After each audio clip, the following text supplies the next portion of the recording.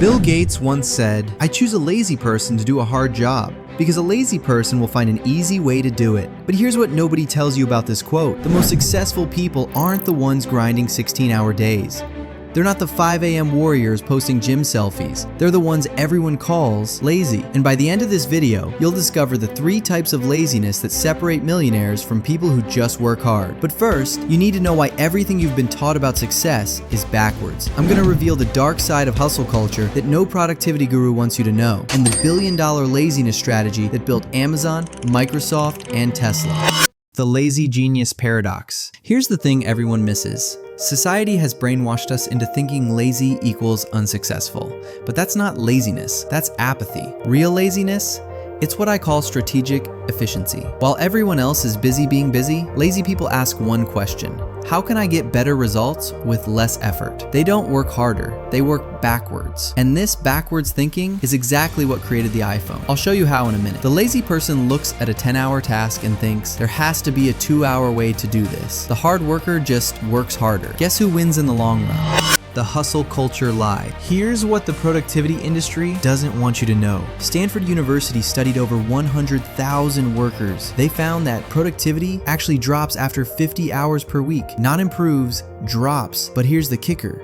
After 55 hours, your output is the same as someone working 35 hours. You're literally working 20 hours for free. Meanwhile, the lazy person goes home at 5 p.m. with better results. The hustle culture sold you a lie. More hours doesn't equal more success. It equals more burnout. And the most successful people have figured out something called lazy leverage, which I'll reveal next. Think about it. When you're exhausted, you make terrible decisions. When you're well rested, you make million-dollar ones. Systems versus sweat. Tim Ferriss calls it the 4-hour work week. I call it the lazy person's Bible. Here's the difference between busy people and lazy millionaires. Busy people think, I need to work more hours. Lazy people think, I need better systems. Remember that iPhone story? Steve Jobs was notoriously lazy about unnecessary meetings and processes. He built systems so simple that a 5-year-old could use them. The result? The most valuable company in history. But there's a specific formula lazy people use to build these systems, and it's surprisingly simple. While everyone else is grinding, lazy people are automating, they're delegating, they're systematizing. They do the work once, then they never do it again. The innovation secret. Every major invention started with laziness. The washing machine? Someone was too lazy to wash clothes by hand. The remote control? Too lazy to get up and change channels. Amazon? Jeff Bezos was too lazy to drive to bookstores. Laziness isn't the enemy of innovation.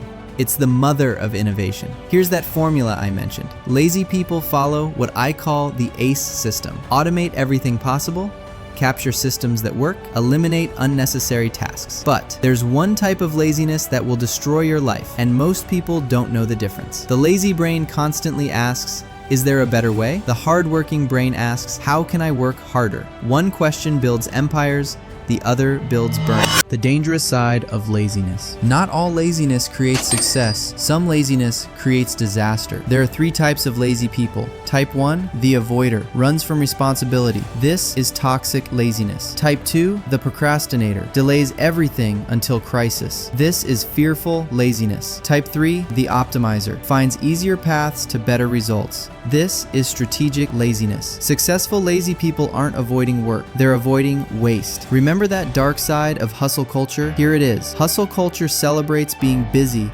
over being effective. It rewards hours worked instead of results created. It turns productivity into performance theater. And there's one simple test to know if you're productively lazy or just lazy. Here's the test. Ask yourself, am I avoiding this because it's unnecessary or because it's uncomfortable? If it's unnecessary, you're being strategically lazy. If it's uncomfortable, you're just procrastinating. That billion-dollar laziness strategy, it's this. The lazy success formula. First, question everything. Is this task actually necessary? Second, automate ruthlessly. If you do it twice, systematize it. Third, delegate strategically. Your time should focus on high-value activities only. The hardest working person in the room is rarely the most successful, but the smartest working person, they always are. Stop grinding. Start optimizing. Be strategically lazy. So now you know being lazy isn't the problem. Doing the wrong kind of work is. But what if I told you there's an invisible force in your brain actively destroying your focus every day. It's not motivation, it's not your phone, it's dopamine. And it's quietly rewiring how you think. Watch this. It's the video that'll change how you use your brain forever and reclaim your attention. Remember, work smarter, not harder. Be lazy, be successful.